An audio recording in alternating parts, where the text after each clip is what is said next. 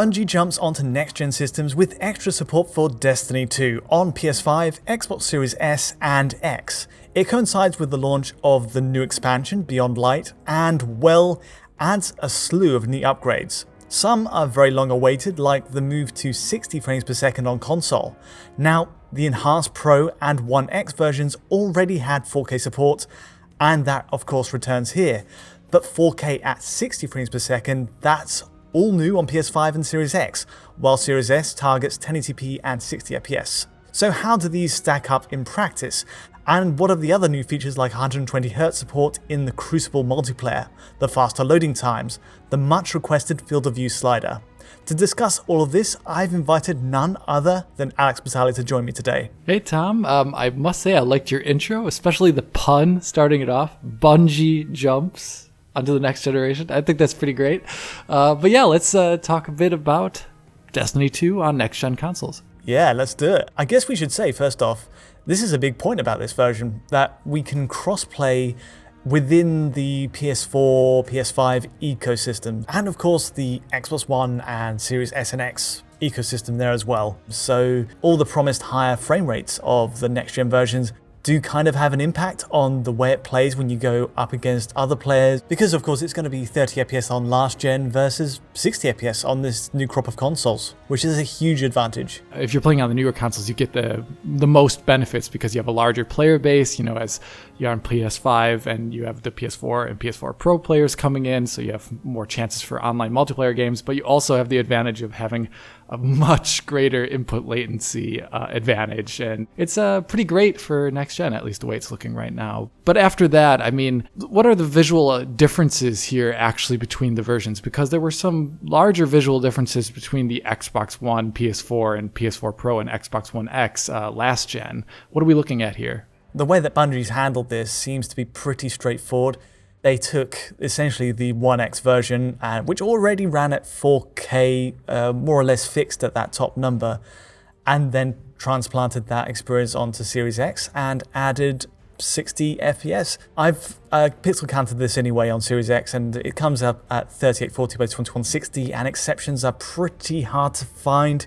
Though there are some rare points, like just outside the control room, there's this big battle as part of the kind of introduction section to Destiny 2, and you do get some drops there. The vast majority of my tests are native 4K, it's worth stressing, and where there are dips in resolution in the frame, it could just as well be down to lower resolution buffers in effects or depth of field. It's really difficult to pass, but either way, the majority of the time it is a native 4K on Xbox Series X and also PS5. Another curious wrinkle to this is if there is a DRS scaler on these versions, it doesn't work as you'd expect all the time. So for example, there's this point during the start of the Beyond Light expansion, we walk down a straight on Series X. It drops in performance down to the 50s, but the resolution stays fixed at a native 4K. So there's some oddities to the way this works if it is implemented at all. But again, all this is amazing considering we've doubled the frame rate and the target is much higher in that respect.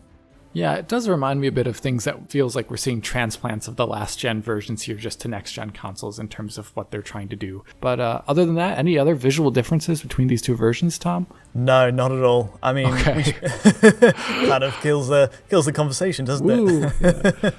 But I don't think we really expected much, did we? I mean, they maxed out a lot of the visual features with the last run around on the enhanced consoles. Obviously they did add a field of view slider in here as well. A big help for people who are, who find the restrictive field of view in this game, which it is. It's a little bit kind of claustrophobic.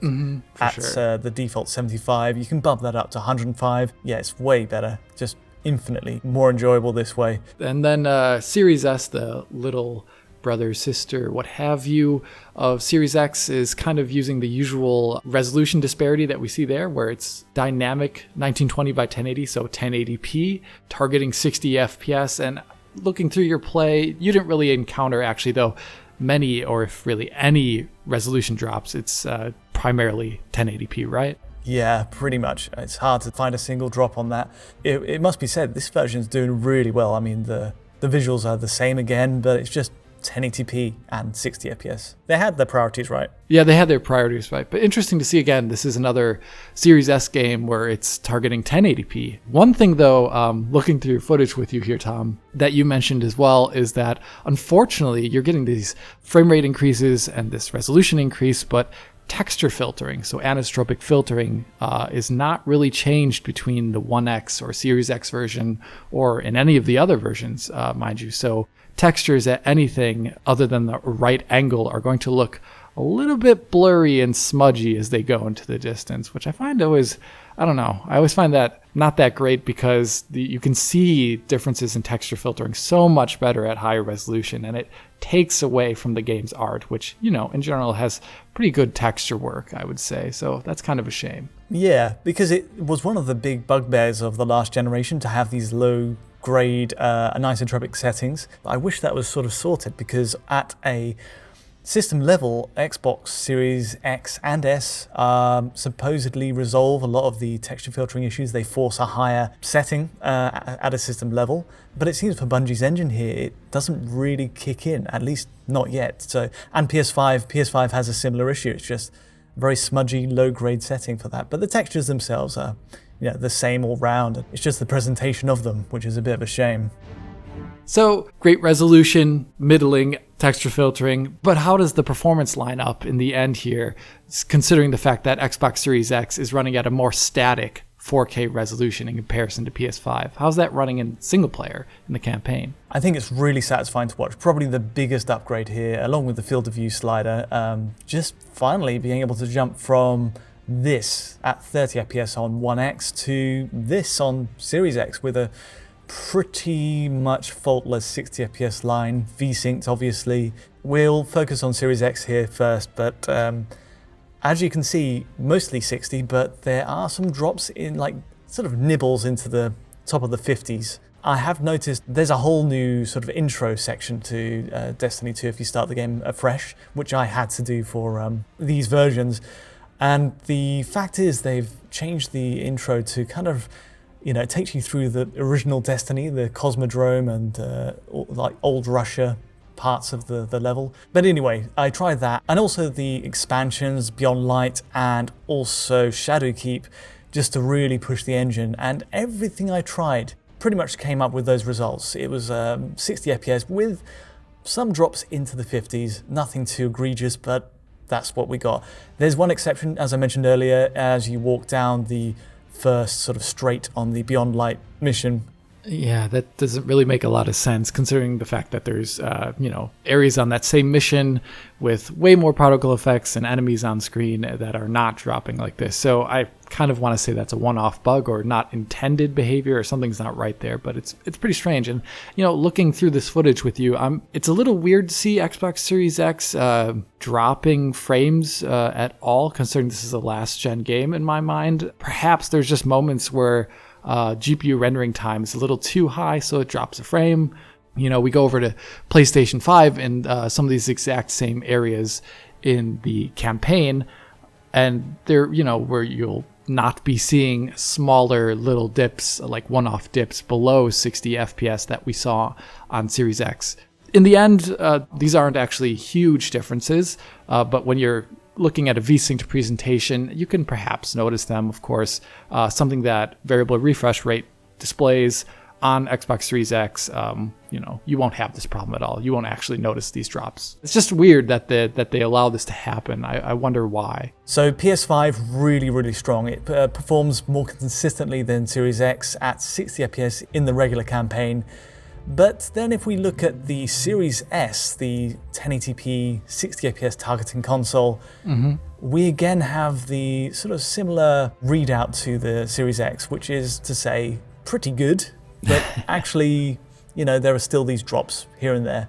And, you know, we've really pushed this as well in some of the opening battles of the expansions. They kind of go all out. Even there, Series S holds up pretty well. I would say it's a well-optimized version all round, considering what it's doing. Not bad. So what is 120 hertz multiplayer like exactly? This is, as far as I understand, limited to Xbox Series X and PlayStation 5. What are the resolutions looking like on their respective machines there? Yeah, so obviously Crucible mode is the sort of PvP multiplayer stuff, and there we get 1440p on both consoles, and it should be stressed, only PS5 and Series X get this mode.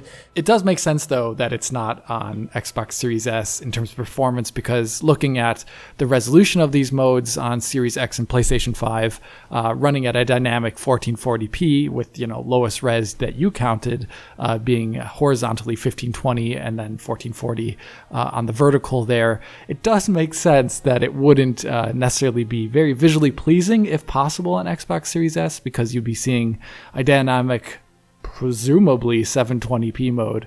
I don't know if that would be really good looking, even if the performance would be there. But how is the performance, by the way? Yeah, it holds up pretty well all round. I did the standard team deathmatch stuff first. Well, actually, it was like a free-for-all type matchups. As you say, the dynamic res, like dropping to 1520 by 1440, does help both versions on Series X and PS5.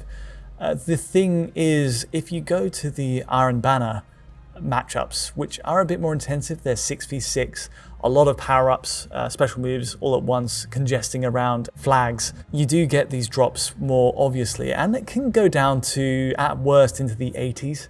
Before this, it's absolutely fine to drop. I mean, the graph here kind of overstates the impact it has. Anything from 90 to 120 isn't going to be as perceptible as, say, 30 to 60 would have been on a regular 60 Hz display. But for this, the image persistence is still quite low when you have a frame drop. But that said, when you get into the 80s, maybe it does start to flare up a little bit more judder, I guess. But I'd be hard pressed to really criticize what's going on there. Both versions have this issue. I've noticed Series X obviously has more drops than PS5, again, just like the 60 FPS mode.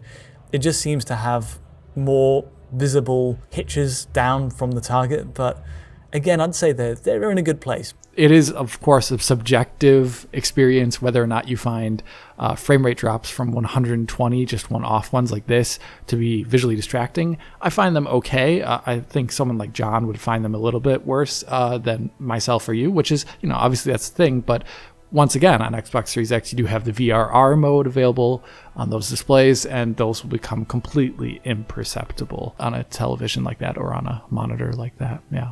Oh, one kind of side note at the end of this, the loading time situation all round is a lot better on the new consoles.